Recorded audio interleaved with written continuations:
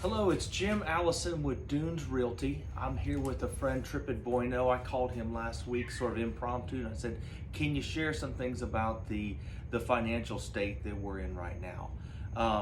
Trippett is with First National Bank, and I just learned this. He has probably closed over $3 billion in residential loans. So he knows a little bit about this. So Trippett, I'm gonna ask you specifically, we were at 3.5% interest for a mortgage a few years ago, and now we're pushing 8%. What happened? Good question, Jim. Thanks for having me today and asking me to do this with you. I've always admired you, and what you've done in this industry is commendable. Well, thank you. Rates, yeah, we were enjoying rates for 14 years. We had really low rates. We were doing loans under 3% at one point.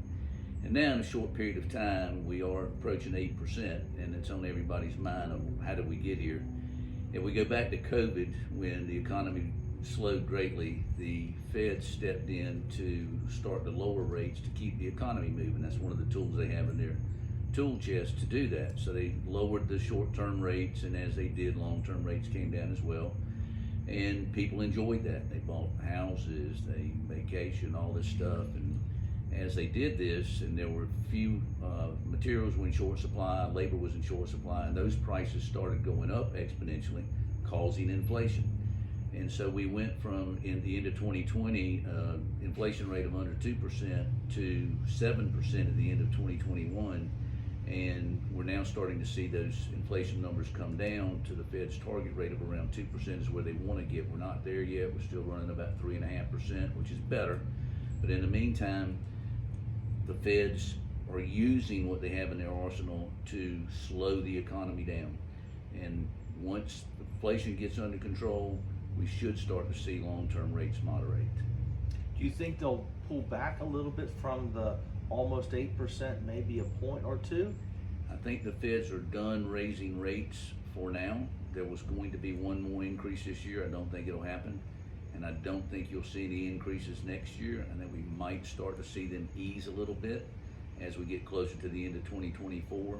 And I would look for long-term rates to hopefully be back down in the 6% range maybe by the end of 2024. But we're not going to see 3.5 anytime in our life. No, and waiting's probably not a great idea either, because supply and demand is going to keep prices escalated and continuing to go up. Okay, well, let me ask you this question. What can someone do that wants to borrow money to purchase a house, either the first time or upgrade their house? What can they do before they come see their lender? Get organized and prepared, and a big part of that is getting their credit in order. And we're certainly able to answer questions about how best to do that. One simple trick we always tell people is don't open any new accounts, don't close any accounts. A lot of people think closing accounts helps their credit score. It doesn't, because it's capacity to utilization. And by that, what does that mean? That means, so if you take a credit card with a $5,000 balance and you never charge past $2,499, you will maintain a credit score as if that card really didn't exist. That'll be the highest credit score you can obtain. If you let it go past the 50% of the line limit, it knocks about 30 points off your credit score. And so if you've got multiple cards that are over 50% of the line limit, it really starts to hit your score. Even though you pay on time and everything else is perfect, having those credit cards ratcheted up can cause a problem with your credit score.